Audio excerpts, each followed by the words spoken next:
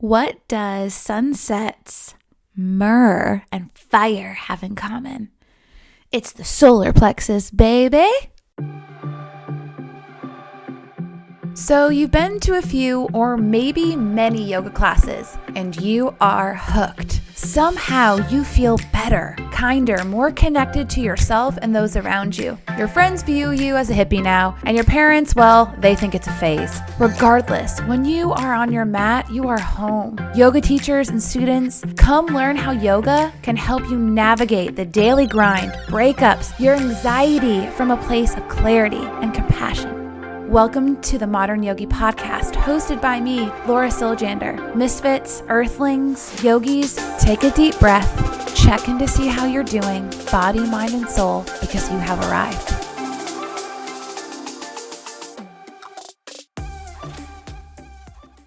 Hey y'all, we are in the middle of our Chakra series. We are getting into Chakra number 3, the solar plexus, also called Manipura, and this is episode 4. Before this, we did like a Chakra 101, and then we did the root chakra, and then sacral, and now we're on the solar plexus. If you want to know the dirty details about those chakras, just have a listen to the episodes prior.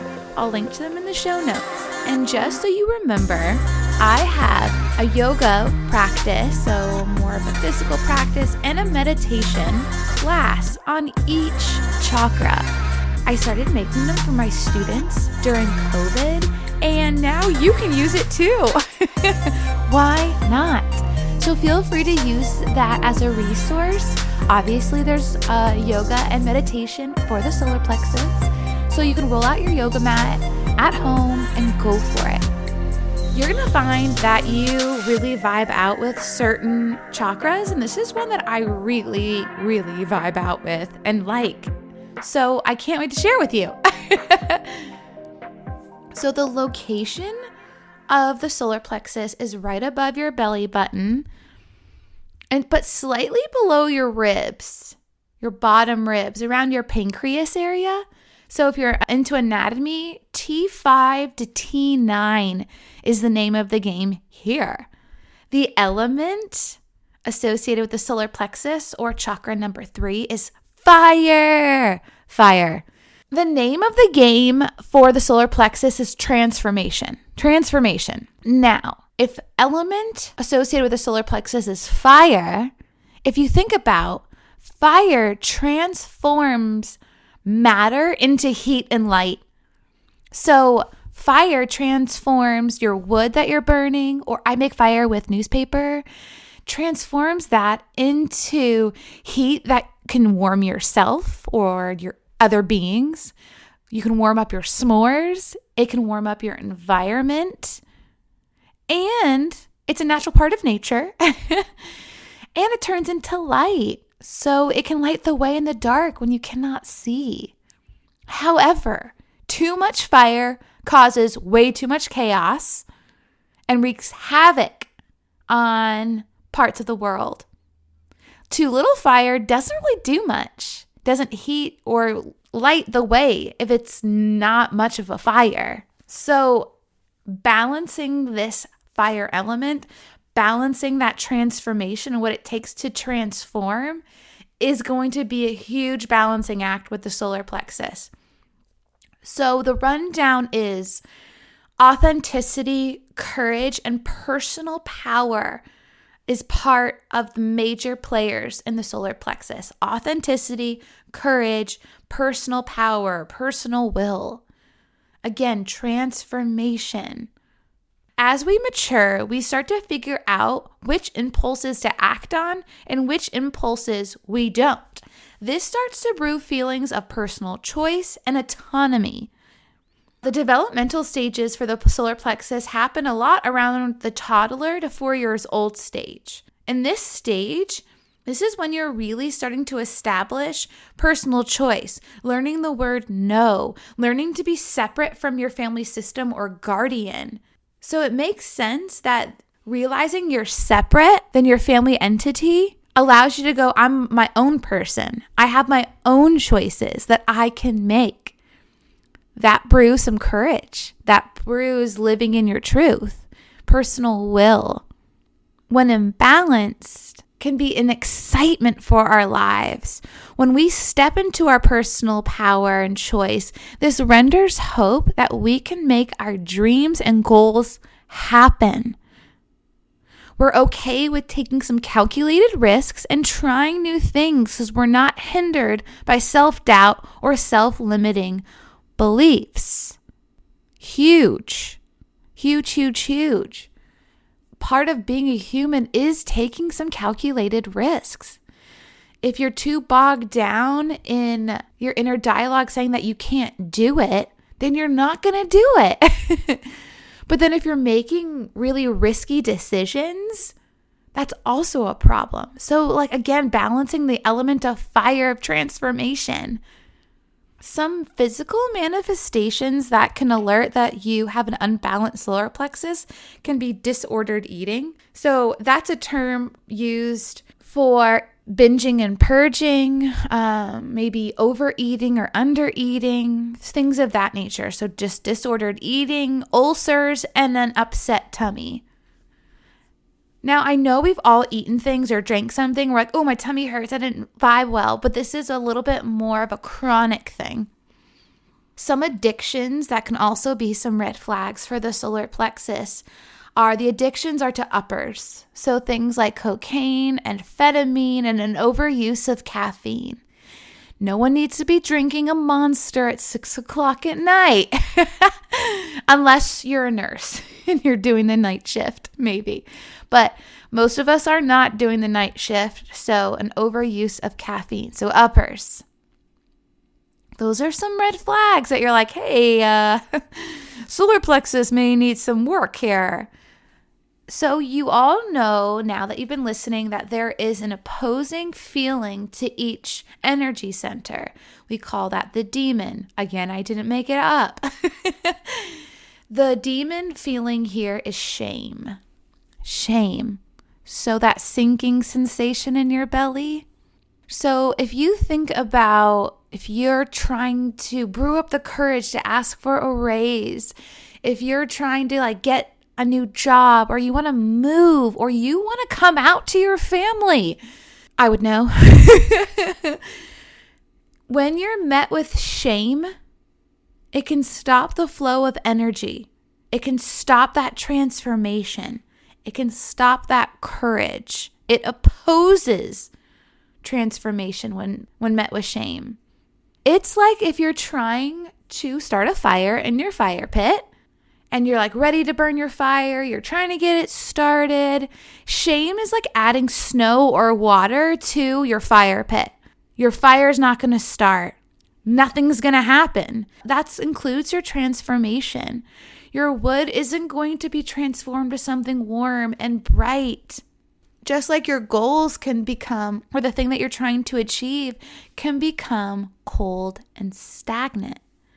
The more shame we feel, the further away from our authenticity and truth we get. Joy and optimism and spontaneity are also qualities of a balanced solar plexus, and that has a hard time existing in the environment of shame. Here is an example. You want your conservative family to love you. However, you need to come out as queer, or you need to come out as you do yoga and they're going to think you're a witch or something. You want to step into your truth and share it. You want to not bring them along, but let them in on this part of your life. However, if you know that they may not agree, you may feel shame. You may stay in the closet. You may not share. Now, not sharing with a group of people who are not supportive is not always a bad thing, but this is hard when it gets to you want to get a raise at work and you're nervous to ask because you're not sure how your boss is going to respond. I would say most of us don't know how our bosses are going to respond when we ask for a raise. But when you're in a balanced solar plexus, you're going to say, okay, this is going to be uncomfortable, but I'm going to say it this way, and I'm going to try anyway. When shame is too loud, it silences you. You can become bitter or agitated because you want to stick up for yourself. You want to do this thing, yet you're too nervous about being accepted to do anything about it. We've all been there before, I bet, where we're like, I want to do this thing, but you're so nervous about how other people are going to respond. And that could be people you work with, live with. That could even be your culture that you're in. You're not going to feel understood, or the outcome may not be what you want. So, of course, you're going to get bitter and agitated, maybe even resentful. Bummer, right? Huge bummer. So if you feel a lot of shame, Brene Brown is going to be your bestie. She researches shame. She's got books on shame. I could go on and on about shame. But Brene Brown is a really great resource if you're dealing with shame. So is your therapist, to poke holes in your shame. To be like, is that true? Are you sure? Maybe we need to look at this in a different way. I'm not going to say you're never going to feel shame ever. I think that's a really natural human experience, especially since we are such social creatures. We want to feel accepted and loved, but also feel like you can make your own decisions. So again, it's that balance. It's when you let shame silence you over and over again is when it's like, okay, maybe it's time. When your solar plexus or the third chakra is depleted, maybe it is not getting enough energy. Maybe when you do a chakra scan and you place your hands over the solar plexus, you're like, I feel nothing. I feel cold. Or if you go get your energy worked on and your Reiki practitioner says, yeah, you need some solar plexus work. Maybe if you feel a lot of shame, maybe you're trying to be more courageous. Maybe some of those red flags that I mentioned earlier about having chronic tummy aches or being addicted to uppers is something that you're like, oh, yep, that's me. You could be feeling depleted. Now, red flags for low energy, depletion energy center is easily manipulated, low self-esteem. I don't like using the word like victim mentality because no one's going to admit that they have that kind of mentality. But when you start blaming all these other people and situations of why you feel a certain way and you're not taking any self-responsibility, that's the same thing. I don't think anyone's going to walk around and be like, I have victim mentality issues. But we do admit like, yeah, I beat myself up. Or I let that person manipulate me. Being unreliable, being super passive or sarcastic, depressive symptoms, so feeling of depression, maybe being a people pleaser, in recovery for people pleasing, and your body language. So more rolled inward. So shoulders are rolled inward a little bit more. If you think about when you cry, you kind of roll forward, you tuck your chin in more, your arms are across your chest or stomach. All of these little subtle body languages can be, some things to pay attention to. When you have too much energy in the solar plexus, being controlling over other people, dominating, aggressive, the need to be right or have the last word, temper tantrums as an adult, hyperactive, and being manipulative. Maybe there are overcompensation to hide some insecurities. It's being a human doing rather than a human being. So quick moving. I'm doing a lot of stuff to bolster up your ego with accomplishments. Chaos is normal. Dancers, extreme athletes, and even my extreme yogis who force their bodies into rigorous regimes may be some red flags for an excessive solar plexus. Also, folks who have damaging extremes, like you are one way or the other, and it's really getting in the way of your life. Like, here's an example. If I can't run 8 miles, and I'm just not going to run at all, or I'm going to run through my knee pain, and now you can't really walk very well until you heal, and then maybe you do it again. If you think about tapas, it's one of our niyamas. Self-discipline is tapas, not self-torture. That's more damaging extreme. Self-discipline, not self-torture. I actually got my Reiki level 3 certification a few weeks ago, and I was doing distance Reiki on someone I've never met before, and this came up a lot for this person. It was self-discipline is not self-torture. So my military folk or my veterans, we're like programmed to push through the pain. You too, athletes. And it really breaks our bodies down quickly. So if you're out of that environment of the military, or you're not a competitive athlete or dancer anymore, maybe it is time to start to nurture the solar plexus rather than continue down that damaging extreme. Okay, so you're like, Laura, that's all really shitty news. Like, ready for the good stuff? Because I am. So if you want to balance the depleted solar plexus, so again, if you're feeling easily manipulated, low self-esteem, sarcastic, passive, people pleaser, or you feel depressed a little bit, you're unreliable, here are some things that you can do to balance your depleted solar plexus. You need time to create more fire and transformation, starting metabolically. So we need to create more movement for you metabolically. So that means finding cardio or aerobic activity that you like, that you enjoy. Don't roll your eyes. For my people who are like, I hate running, then don't run. Do something else. Ride your bike. Go do the Stairmaster. So it's aerobic activity that you enjoy.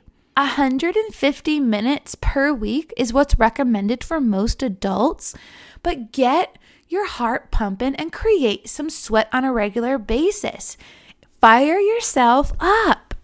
Set yourself up for success, y'all. If you don't like cardio, then it's time to do some things to make sure that you do get it done.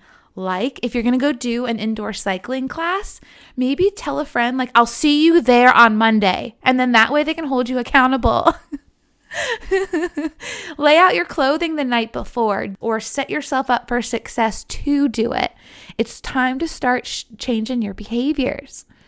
Get your cardio on, but have fun with it. Try new things, see what you like. Eating on a regular basis is also a great way to keep your hormones and blood sugar levels in balance. No more skipping meals and counting coffee as your lunch. Eating's personal. So odds are that you know what food makes you feel bloated and what food nourishes you. So stop eating like shit. It's making you sick physically, mentally, and energetically. I'm not saying be on a strict diet. Just eat in a nourishing way because we need to start metabolically, get your body moving and nourish yourself. Again, if you like ice cream, then have ice cream, but maybe not every single day.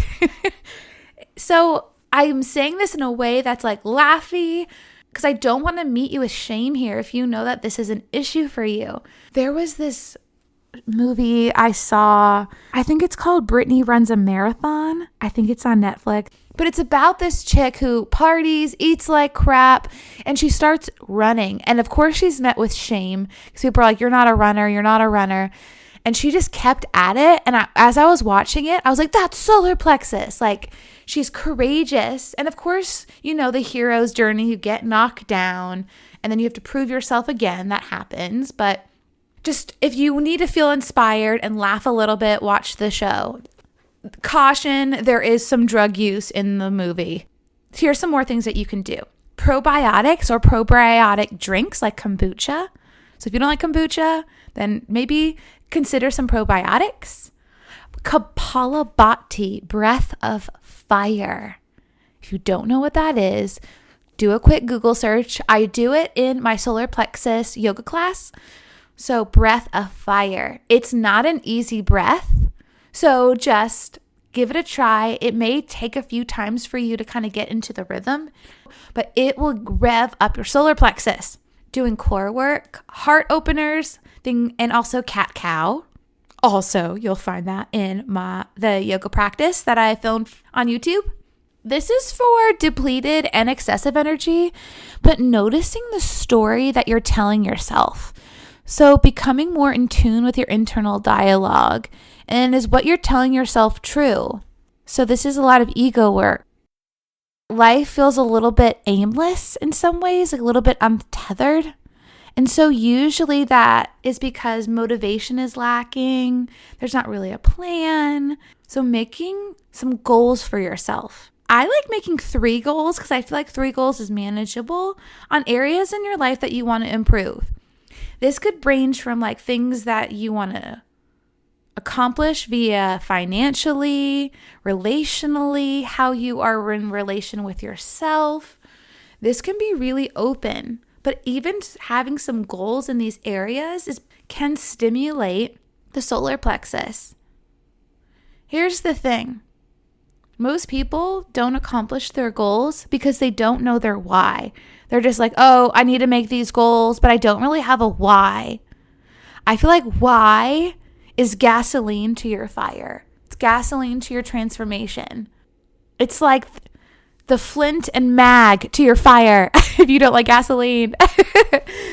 So while you make your goals, if you can't come up with a really strong why, then maybe that's not the best goal for right now. I really honed in on this skill when I was trying to get out of debt, and I was like going down the Dave Ramsey streak, and my why is what kept me so motivated. I dug down deep, I found my why, I accomplished my goal. So find your why. So if your goal is that you want to come out to your family, what's your why? Find your why. For your goal setting, put it somewhere that you're going to see and that will hold you accountable. So I have my goals written in my planner, and right next to it, the why. Last thing that you can try to do, other than crystals and oils and all that, we'll get to that in a little bit, is we all know that we have contact with energy vampires. People who suck your energy and don't make you feel good. Sometimes these are people that we work with and we can't get away from. If you can, limit yourself around these energy vampires. Limit your interactions with people who don't support your new goals or make you feel unheard or unfelt, at least for a little while. Because then if you grow in your solar plexus area, if more energy of transformation goes there, you're not going to have as much of a problem with standing up for yourself. But once you're starting to ignite the energy of the solar plexus, you need to be around people who support you, who make you feel loved and heard and felt. Balancing the excessive. So if you're like, no, I'm a little bit more that extreme person, hyperactive. I can get aggressive. You can be controlling. You need to get the last word in, things like that. You may feel extreme energy in other energy centers because the solar plexus is a very leaky energy center. If there's too much energy in the solar plexus, it leaks out up and down, typically up, but it can go down into the sacral and root. If you find that you have this like need for love, you almost feel desperate about it. You like need it. Maybe your third eye is providing you with like nightmares, or you can't stay focused. Maybe it's your solar plexus, y'all. Pretty leaky. And working directly with your solar plexus can intensify the energy here. So sometimes doing work in the other chakras can help temper the solar plexus actually. Kind of cool, right? Now, if you're like, but I'm just learning about the other chakras, I don't know about any of the other ones yet, here are some things you can still do. Working on grounding techniques, such as gentle or slower yogic classes. You're not going to want to do this. But why do we not like what's good for us? So slower yoga classes, progressive muscle relaxation. I'm going to definitely record a meditation for y'all with progressive muscle relaxation. But you can do a quick YouTube search and follow along with someone. You can do grounding practices like mindfully walking, ratio breathing, such as inhaling for 4, holding for 4, exhale for 4, hold for 4, inhale 4, hold 4, exhale 4, hold 4. So ratio breathing. Taking time to savor things.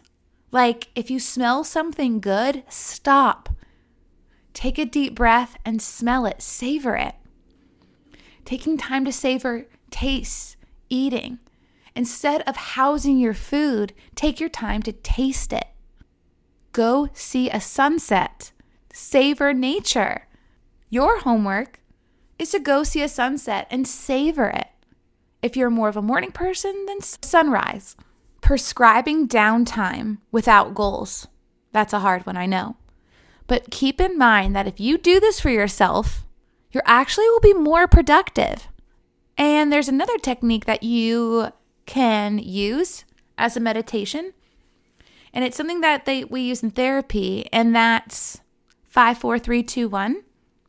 If you're looking to meditate and you're new, something that you could try is looking around and seeing 5 things that you see. So acknowledging 5 things that you see around you.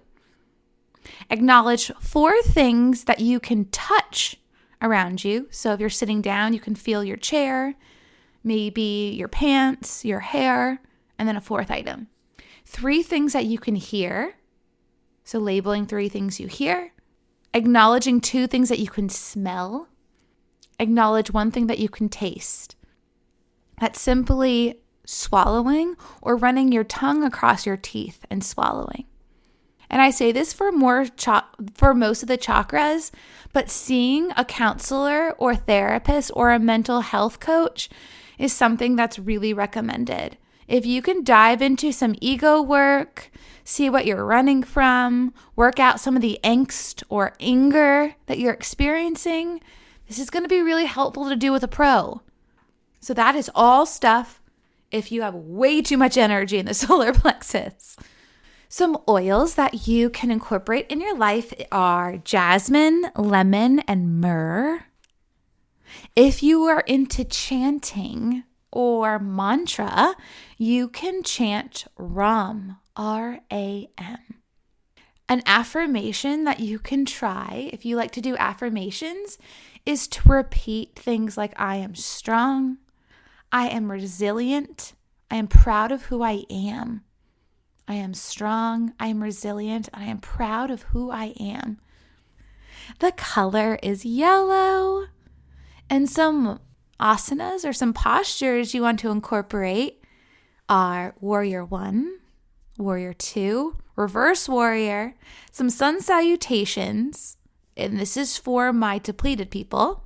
And then for I have way too much energy, maybe boat pose, plank, and I would say even bow, B-O-W, pose would be a good one. Now, let's go into the second segment and hear from Tanner about all things crystals and rocks and stones in the solar plexus.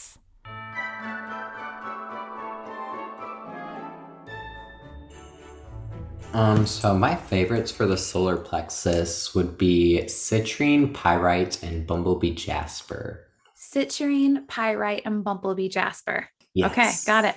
So citrine is really good for manifestation, joy, and confidence. It's sometimes referred to as the merchant stone because it's said to improve interactions for all who work in any kind of area that deals with sales. It carries the energy of the sun, and so it kind of stimulates and brings light to all of the chakras, but is really good at shining that light on yourself and kind of illuminating that inner confidence. And like I said, it is very good for attracting wealth and prosperity. Is this the one that they tend to alter? Yes, yes. Natural citrine, like I said, tends to be more pale. You might see like some variations in the color, little dark streaks, light streaks, but it shouldn't look like super vivid orange, deep yellow. That's kind of like a dead giveaway that it's either dyed glass. Sometimes I learned that recently that apparently people are selling citrine, or that's not citrine and is actually just fake dyed glass. Oh, Um, bummer. so yes, that is one thing to look out for is glass knockoffs. Those tend to have little air bubbles in them, and pyrite is very protective. One of those things that people also might not think of necessarily when they think of crystals, but it is very protective in all manners as well. So, dealing with emotional, psychic protection, negative energy, even protecting against EMFs, and helpful against toxic thought patterns.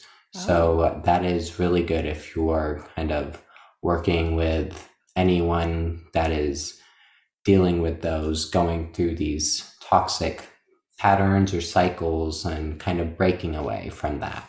like negative loops. Like, you know how sometimes we'll Yes. just get in a negative loop and Hmm. sometimes for weeks. Yes. Pyrite. So Okay. pyrite, the Okay. go-to, boosts confidence and it can help you to overcome fears and anxieties. And because it is pyrite, oh, its name was originated from the Greek word pyre, which means fire. And so it has a strong masculine energy and attracts good luck, prosperity, and inspires creativity and strength as well. What does it look like exactly? It is really shiny, lustrous. It has tends to form in natural cubes, which is really cool, and that is just because of its atomic structure. So you might see it in cubes, and it's kind of looks like silvery gold. That's kind of why it got its name, fool's gold. That's But pyrite. Fool's yes, gold. Got yes, it. I connected them together. Got it. Yeah. I'm sure now a yes. bunch of people did too after they listened to this. Very good for inspiring strength, creativity, confidence, strong masculine energy.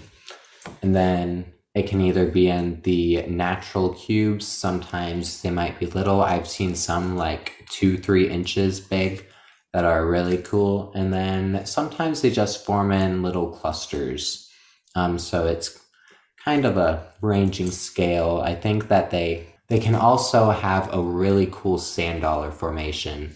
So Oh, it's kind of like a spread out flattened circle that is really cool. I don't know how else to explain it other than that, but I would definitely suggest looking up a picture of it. okay. And then Bumblebee Jasper. Back to the Jaspers. I love Jasper. Bumblebee Jasper is amazing for the solar plexus. It just embodies that shining bright light, that radiant sunlight. It's a stone of strength and self confidence, courage and transformation. And it helps us to accept change and improves our self esteem as well as our logical decision making. That's a lot right there. Yes. Whoa. This is more one that I just kind of have out. This citrine and pyrite are more ones that I tend to just have out in their respected areas. Citrine, you can actually take a little piece of paper and write down whatever you'd like to manifest and place it under the citrine to help manifest whatever that may Oh, be. wow. Yeah, so that's what I like to do with my citrine. Bumblebee Jasper, I'm sure you could do the same thing, but I just like to kind of have it sitting out wherever. But those are all three that, depending on the specific client, I will use in a Reiki session. And either sometimes I'll just like hold the crystal in my hand above them. Sometimes I'll place it on them. And then, like I said, sometimes I'll just place it to the side of them. but lots of applications. It is associated with the solar masculine energy and fire's creative energy. So it's another one of those sacral solar plexus duo crystals.